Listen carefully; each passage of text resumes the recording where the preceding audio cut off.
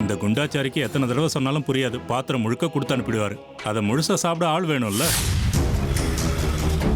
என்னடா இவ்வளவு நேரம் எங்க போயிருந்த? என் கூட தானே வந்த? எனக்கும் வயிறு ஒரு மாதிரி இருந்துச்சு, அதான் அந்த பக்கமா போயிட்டு வந்தேனே. சரி சரி, சீக்கிரம் வேலையை முடிக்கலாம், வண்டியில ஏறு. சரிண்ணே.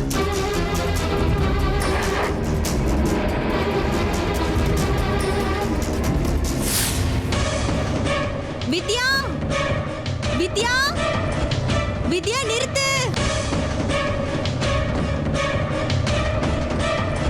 ஹே வித்யா, நில்லுடா. வித்யா,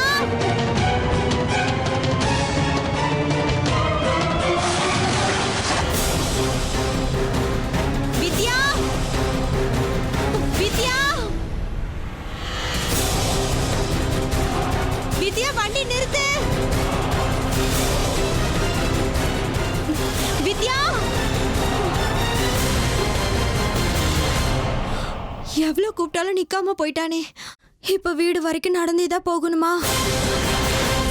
பாட்டி, பாட்டி.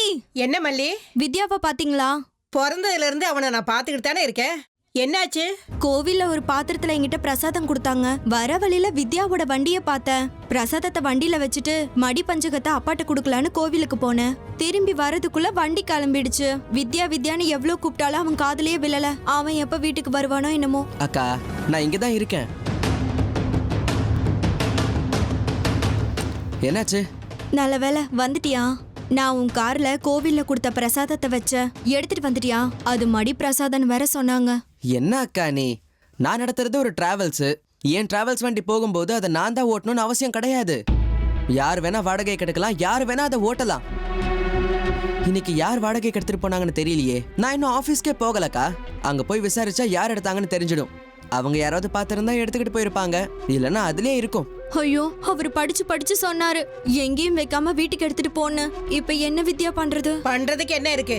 யார் சாப்பிட்டாலும் அது பிரசாதம் தானே. இன்னைக்கு யாருக்கு கொடுப்பனை இருக்கோ அவங்களுக்கு போய் சேரும்.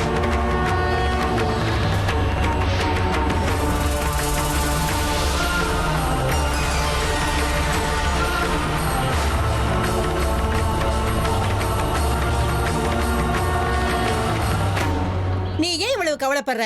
போகட்டு விடு. பிரசாதம் யாருக்கு கிடைச்சதோ அவங்களுக்கு நல்லதே நடக்கும். இனிமேல அது ஜாக்கிரதையா இரு. அக்கா, நான் போய் விசாரிக்கிறேன்.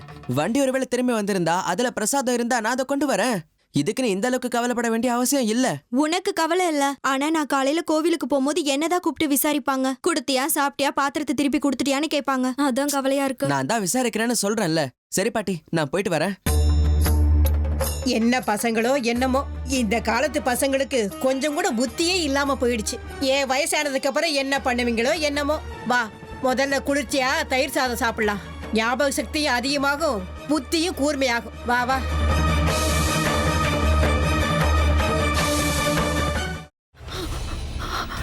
இதுக்கு மேல என்ன சொல்ல போற? சொல்றதுக்கு வேற ஏதாவது பொய் இருந்தா சொல்லிடு. அவதான் ஏமாத்தி எல்லாத்தையும் என்கிட்ட இருந்து பறிச்சிட்டான்னு பார்த்தா நீயும் இப்ப அதே தான் பண்ணிருக்க. ஏன் ஆலியா, ஏன் இப்படி பண்ண? இந்த உலகத்துல பாட்டிக்கு அப்புறம் நான் யார் மேலேயாவது உயிரியே வச்சிருக்கேன்னா அது ஊ மேலதான் உனக்கு தெரியாதா? ஏன் இப்படி பண்ண ஆலியா? உனக்கு காசு பணம் அவ்வளவு முக்கியமா போயிடுச்சு. அதுக்காக நம்ம உறவை கூட மறந்துடுவியா?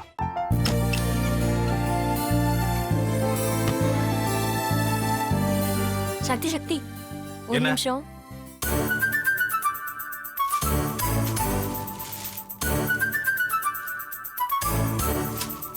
இந்தாங்க.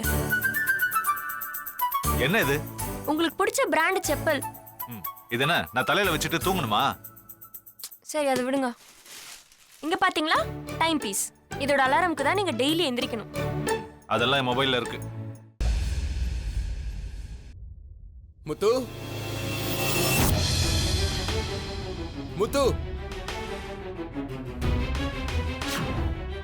என்னடி இவன் முத்துன்னு ஒருத்தைய உருவாக்கி விட்டான். செல்வியை மறப்பான்னு பார்த்தா எப்ப பார்த்தாலும் முத்து முத்துன்னு கூப்பிட்டு இருக்கான். முத்துவை கூப்பிட மட்டுமா செய்யறான், முத்துவை வச்சு என்னென்னமோ செய்யறான். நாம தான் இழிச்சவை மாதிரி வேடிக்கை பார்த்துட்டு இருக்கோம். என்ன முறைச்சு என்ன பிரயோஜனமாயா? உனக்கு வேற குரல் போயிடுச்சு. அடுத்து அவ செல்வியை கூப்பிட்டானா என்ன பண்ண போற? உன்னுடைய விருப்பப்படியே நீ ராமநாத வீட்டு மருமகளா வாழ போற. கண்டிப்பா என்னுடைய ஸ்தானத்திலிருந்து அவன் உன்னை நல்லா பார்த்துக்குவான் அம்மா. டேய், அவரை பத்தி தான் உனக்கு தெரியும்ல. அவர் எந்த முடிவு எடுத்தாலும் அதான் ஃபைனல். நம்ம அப்பா வேணுமா வேணாமாங்கிறத நீயே முடிவு பண்ணிக்கோ. வாடா.